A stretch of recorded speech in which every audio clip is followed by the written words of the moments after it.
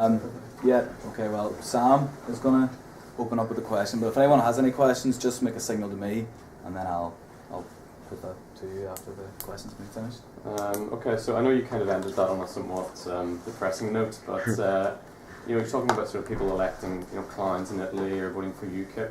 Do you think it's kind of wise for anyone at this point to try and offer a solution which yields to try and get back to previous levels of 2007 kind of growth of maybe 3% a year, or do you think it's maybe more pragmatic for people to actually offer maybe the days of GDP growth as we know them are somewhat in the past as we look forward? GDP growth in long term is 2% at best. So over the period from the mid-19th century, end of 19th century to 2000, so to say, the long-term growth was at best 2%. So 3%, yeah, there's periods higher and it's lower again. The average is 2%. And the question is, can you go back to the 2%? That's one of the big questions at the moment. And it might well be impossible because of all the problems that we face.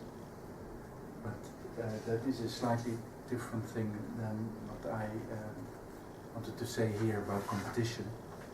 But what we need is innovation. If we want to go back to these higher levels of growth, we need to innovate ourselves out of it.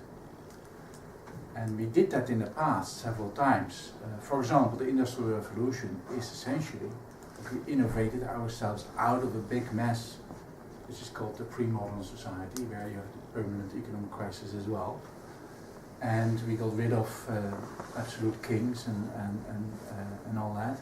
And it was a big problematic era to do that. And it was an era of extreme innovation.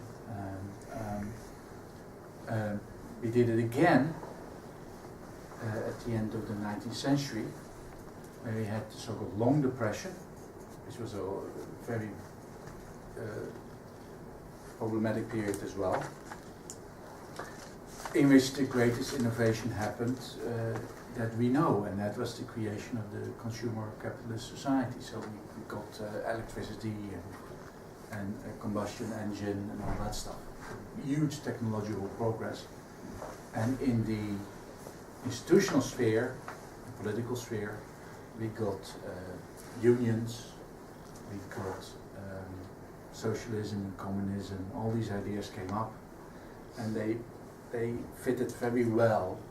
And democracy for all, for example, was before it was the Enlightenment philosophy led to limited democracy for the big, the upper class, so to say. They were able to vote and they were able to control.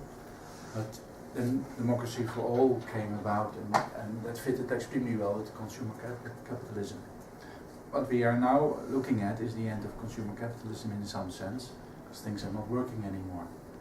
What is then next? And I don't see that. I don't see ideas out there that seem to be working for us. And maybe, I don't know, maybe I'm too pessimistic, but it might well be that there is a big problem to find this new way of living. Okay, yeah, I have a second question, slightly different approach. So the approach seems to want to highlight the distribution and access to power that certain firms may have in particular networks. And does the critical task therefore become, in certain markets, identifying those areas where access to power is too much? So you mentioned the modern failure of competition, where inefficient sectors like banking and energy companies they're rewarded for inefficient behaviour when there's regulatory capture, or where they rent seek too much, or whatever the case may be. So in terms of policy implications, and if you want to look at the banking sector, for example, does this approach, and this is just like just to make sure I'm getting this right, Does this approach then say that, say, a return to maybe Glass-Steagall style stuff, with separation of investment and retail banking or whatever this may be? It is an example, yes. That has been suggested, of course, by multiple people. And that is indeed one way to do it. You could just say, let's cut this position into two and make them independent of each other, and require that these are different companies, which is with retail banking and then investment banking, that they are separated. I don't know whether going back to Glass-Steagall will do much.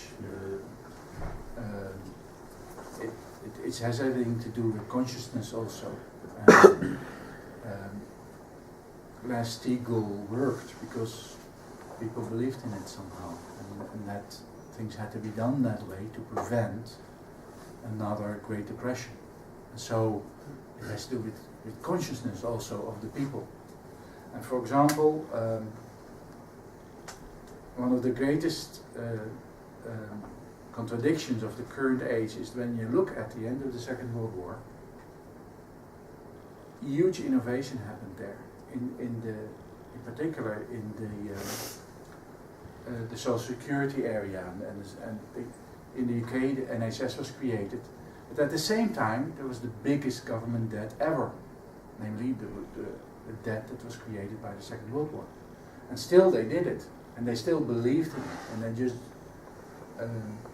they decided they had to do things differently, and there was a consciousness, and there was a purpose, and we miss that now completely. It's all very conservative at the moment, and there is no goal. It's just slashing the budgets. We all know that it doesn't lead to anything. It's just misery that it leads to, and what we need is a big goal. And we somehow have given up on goals. So think of it, the big project at the end of the 60s was to put somebody on the moon, and they actually did. Which was quite remarkable, because when you think of it, it was just a tin can that was shot in the sky, and these guys went all the way to the moon, and then they were able to land, and it was quite miraculous that they made it, because the computers that were in those things they're smaller than well, we don't even have these devices anymore that I can compare them with, because our devices are so much more powerful.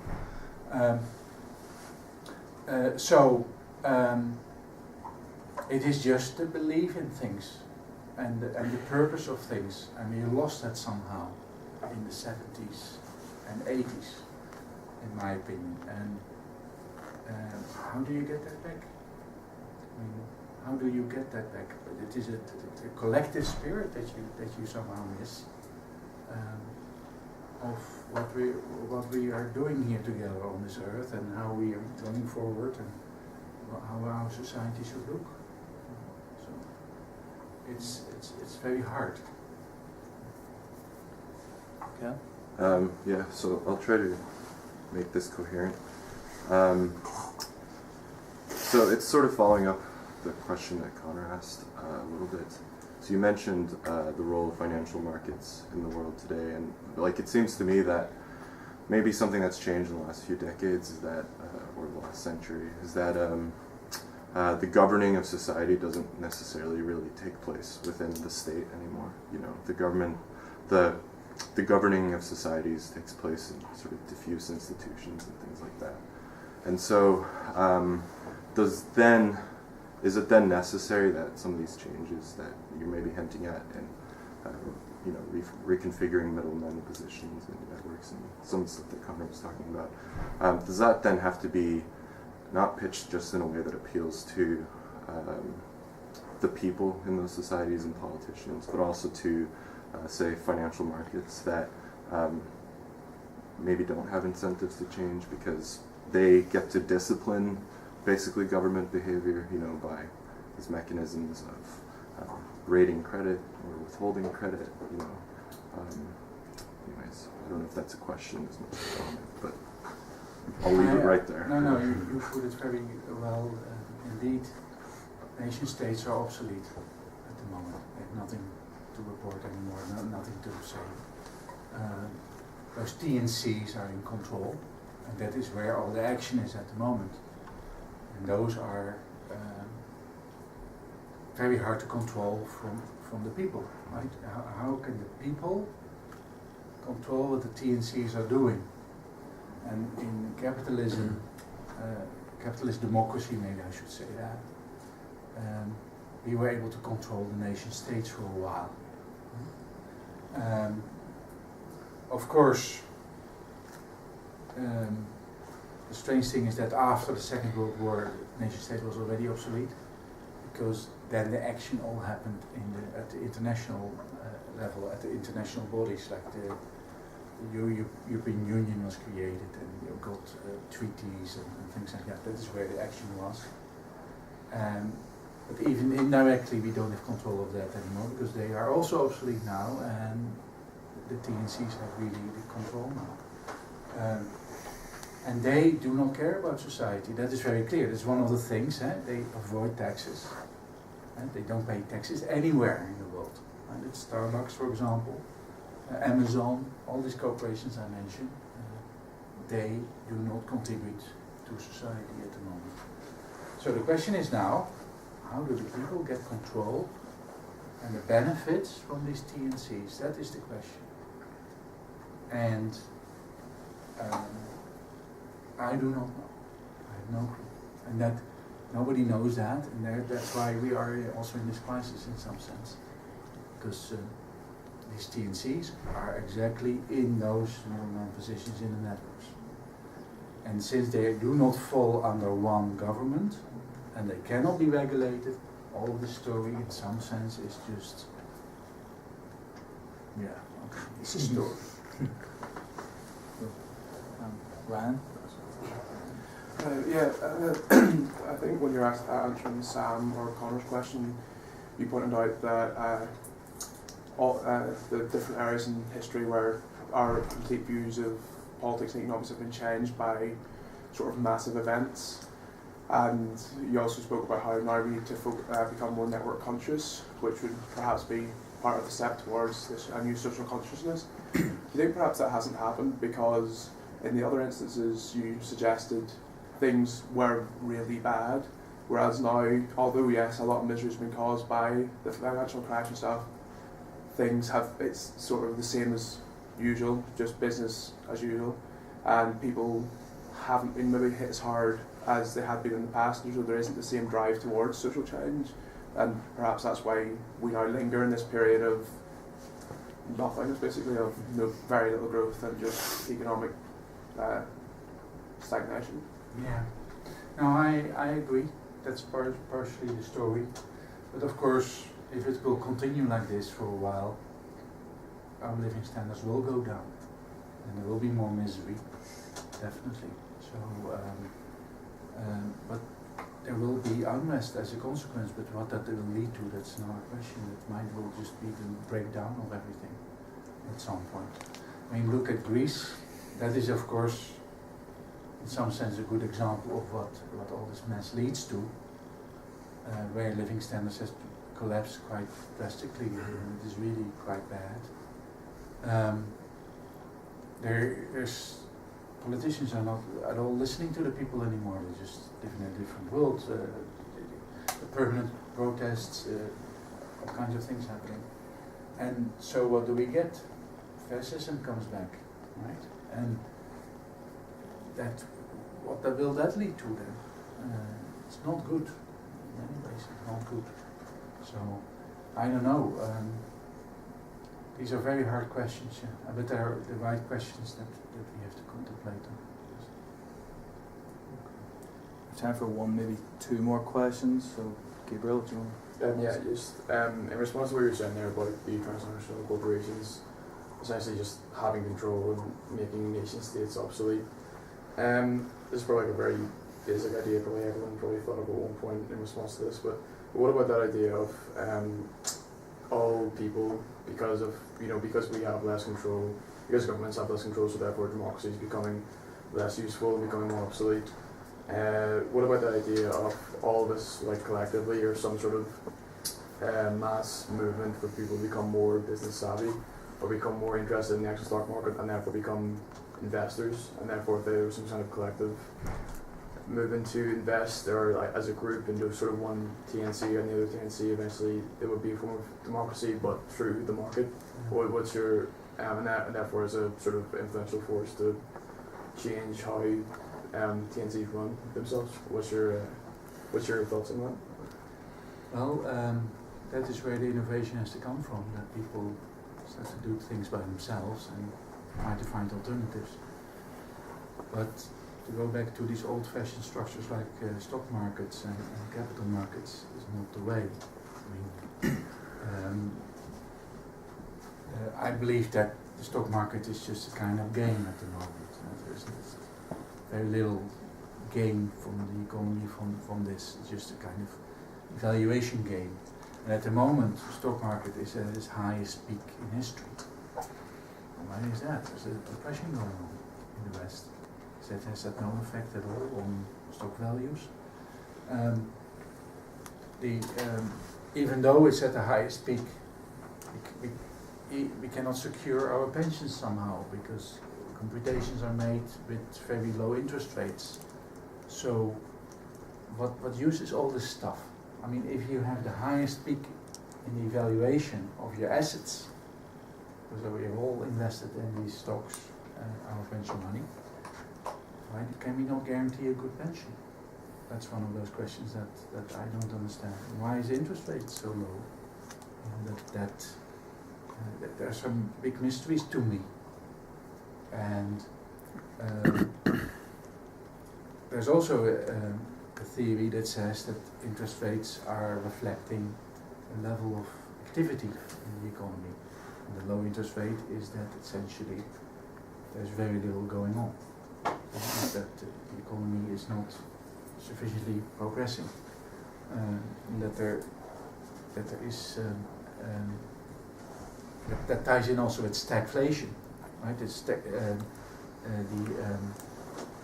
deflation. Deflation. By having a low level of activity, depression, your price level goes down rather than up. And we are very close to that in Europe at the moment as well. So we have very low interest rates. In Japan they have negative interest rates at the moment. And we have de facto negative real interest rates because the inflation is higher than what we get on our savings. Nevertheless, the stock market is booming to the highest level at the moment that there ever was. So what is the coherent story here? It's very difficult. Anyway, going back to your question, I'm drifting away. Yes, indeed, activity. Something has to happen from the ground up, so to say, in some sense. New ideas, new ways of doing things. Not using these existing structures, but really truly innovate in an institutional fashion and build new structures. And the biggest innovation from the Industrial Revolution was the creation of the social production organization, which is the firm, and fiat money, in my opinion.